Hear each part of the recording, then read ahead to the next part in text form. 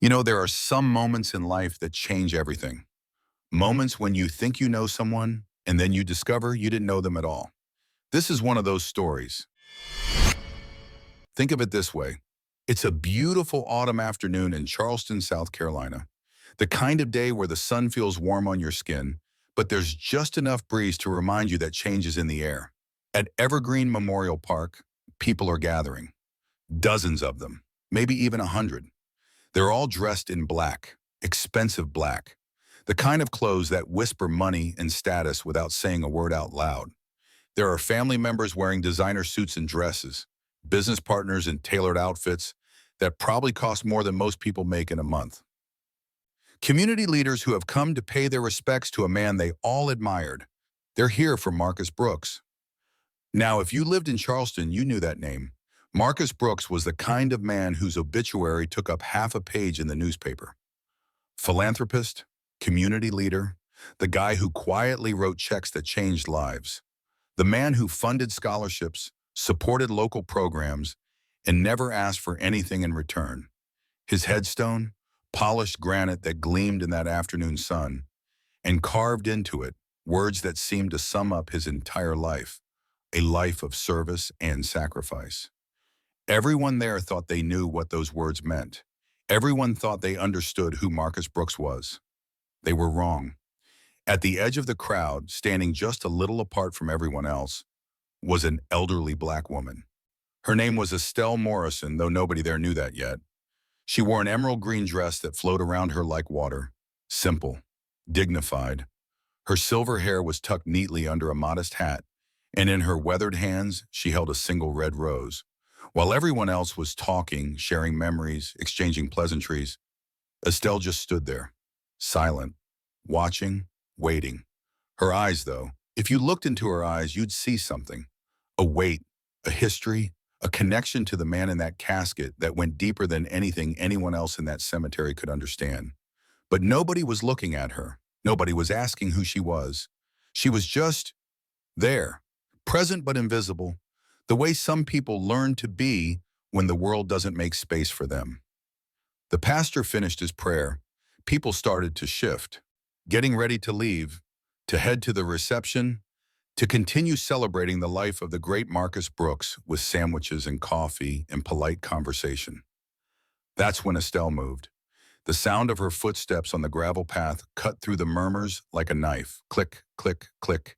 Everyone stopped, turned, watched as this woman they barely noticed began walking toward the front of the gathering. The crowd parted, not because they wanted to, but because something about the way she moved made them step aside. There was purpose in every step, determination in the set of her shoulders.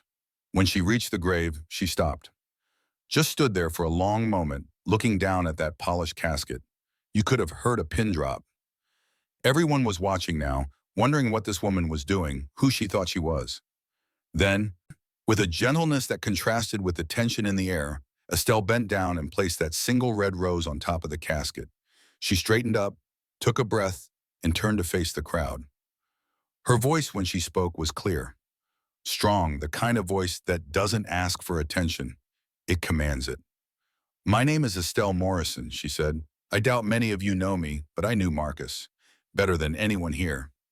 You could feel the shock ripple through that crowd like a stone thrown into still water. Faces turned to each other, eyebrows went up. Whispers started buzzing like a hive of disturbed bees. Who was this woman? How dare she make such a claim? Marcus's family was right there, his business partners, people who'd known him for decades. And this stranger had the audacity to say she knew him better than all of them? Estelle didn't flinch. She just stood there, her gaze moving across all those faces, meeting their confusion and disbelief with calm certainty. "Before today ends," she continued, "you'll understand why I'm here, and you'll understand the Marcus Brooks most of you never knew." It was a promise, or maybe a challenge. Either way, what she was about to say would change everything. "I met Marcus 50 years ago," Estelle began, and her voice took on a different quality now. Softer, like she was reaching back through time, pulling memories forward. It wasn't here in Charleston. It was in Birmingham, Alabama, during a time when people like me weren't welcome in spaces like this. She let that sink in for a moment. Birmingham, the civil rights era. Already, people were starting to understand that this story was going somewhere they hadn't expected.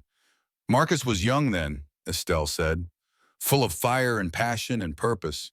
He worked as a teacher, but that wasn't really his calling. His true calling was the civil rights movement. That's where we met, on the steps of a Baptist church where we were organizing sit-ins and peaceful protests. The crowd leaned in now. This was a Marcus Brooks they had never heard about. Their Marcus was polished, successful, comfortable. This Marcus? This was someone different entirely. He wasn't afraid, Estelle continued, and there was pride in her voice now, mixed with pain. He wasn't afraid to stand beside me, even when it meant losing his job, even when it meant facing threats, even when his own people turned their backs on him. She paused, and in that pause you could hear people's breath catch. We weren't just allies in the fight for justice, she said. We became family. When the whole world seemed determined to tear us apart, we held each other up. Gasps spread through the gathering. The Marcus they knew had been generous. Sure, he'd funded scholarships, supported community programs. But a civil rights activist? Someone who'd risked everything for racial justice? This was impossible to reconcile with the man they thought they knew. Estelle's voice softened as she continued. Marcus was there for me when I lost my younger sister. She was killed in the violence of those times. And I was there for him when his own family ostracized him, when he had to rebuild his entire life from nothing because of the choices he made. Her hand trembled slightly as she adjusted her hat. We shared meals when we had nothing to eat but hope. We shared stories when silence would have been easier. We shared tears when hope seemed like a foolish thing to hold on to. He called me his sister in every way that truly mattered, even when it wasn't safe for him to acknowledge me in public. The crowd wasn't whispering anymore. They were completely silent, beginning to grasp that Marcus Brooks's life had required a kind of courage and sacrifice they'd never imagined. What I'm telling you, Estelle said, her voice growing firmer, isn't just about the past. It's about understanding who Marcus became and why. Everything he accomplished in his later life, every generous act, every scholarship, every program he funded, all of it was built on the foundation of those early battles. She paused again, making sure every single person was paying attention. Marcus and I didn't just survive those times. We fought through them, but that fight demanded sacrifices that left permanent marks on both of us. Marks most of you would never see because you never thought to look. Her gaze swept across the crowd, and some people actually looked away, uncomfortable under that piercing stare. In 1968, Estelle said, Marcus lost his teaching position. The official reason? Participating in the march from Selma to Montgomery. The school board called it conduct unbecoming of an educator. But we all knew what it really was: retaliation, punishment for daring to stand up for what was right. Her voice cracked slightly, but she pushed forward. He never told anyone here about that. He didn't want pity.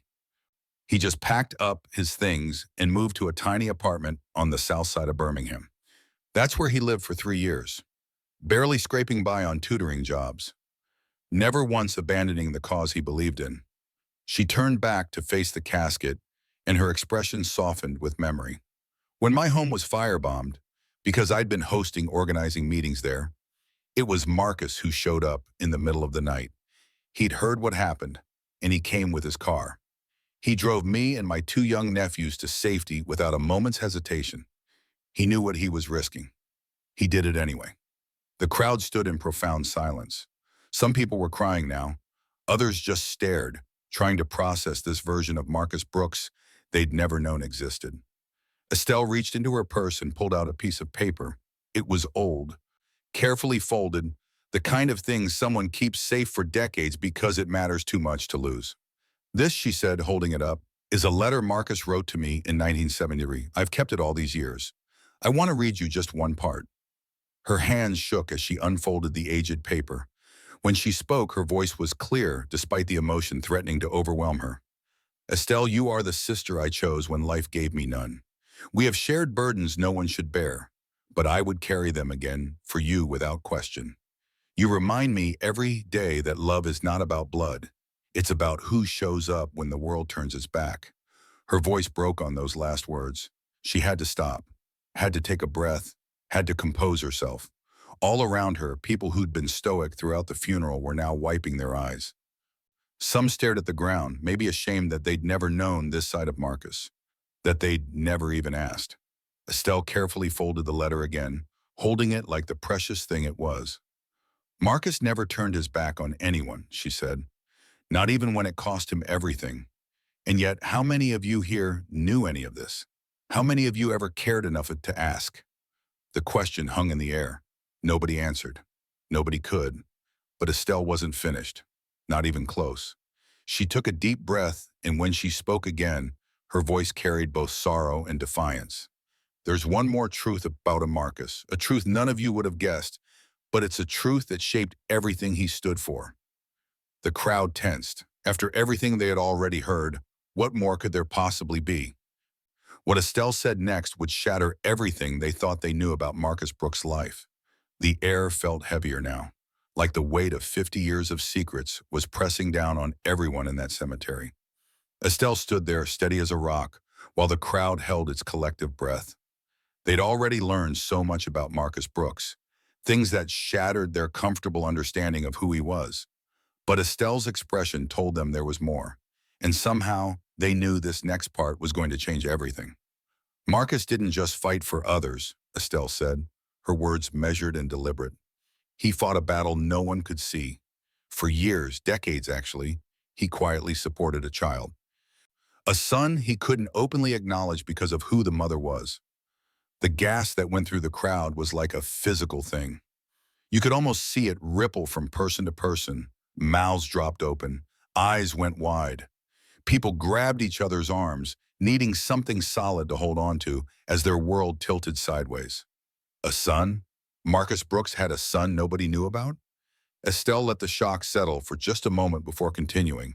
Her voice was softer now, but no less powerful. His son's name is David. He was born to a woman Marcus couldn't marry. Not because he didn't love, or not because he didn't want to, but because of the time and place they lived in.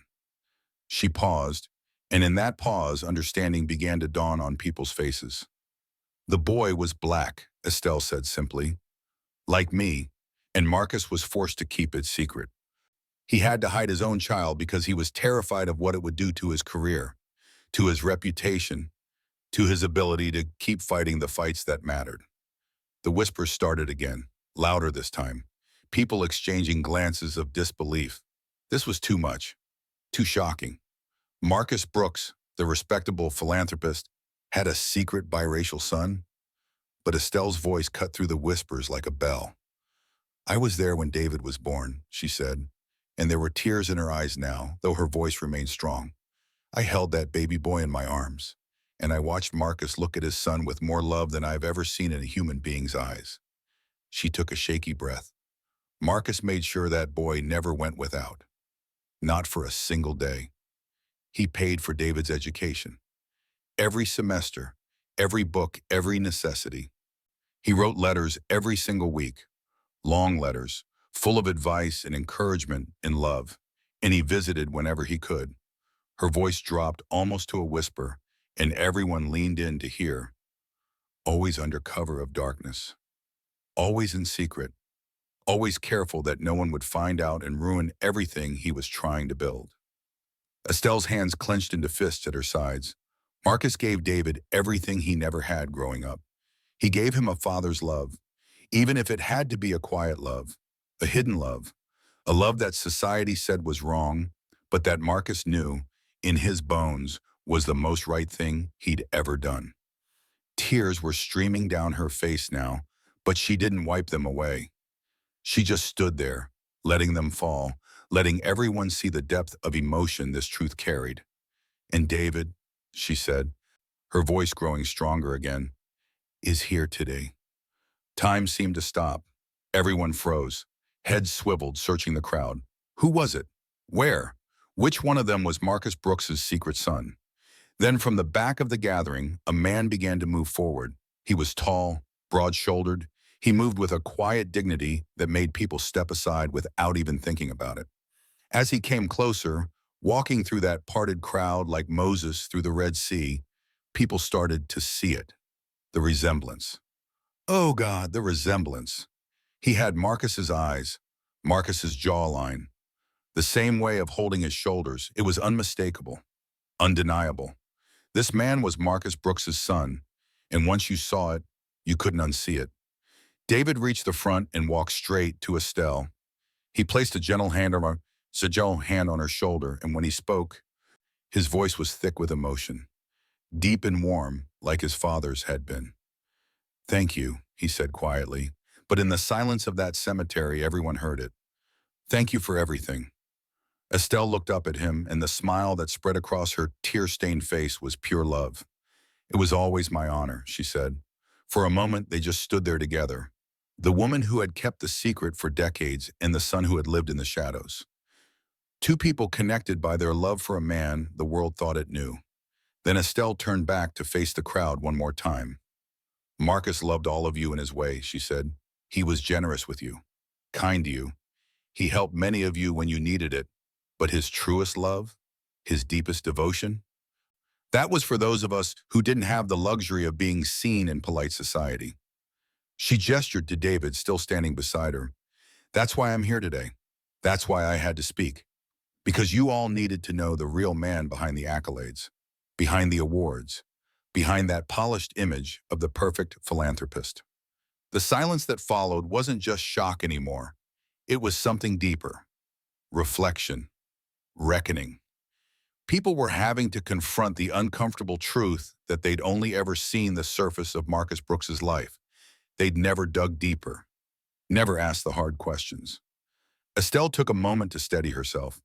She looked tired now, like the weight of carrying these secrets for so long was finally catching up with her.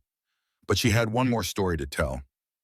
2 months before Marcus passed, she began, her voice quieter now. "He called me. He was sick by then.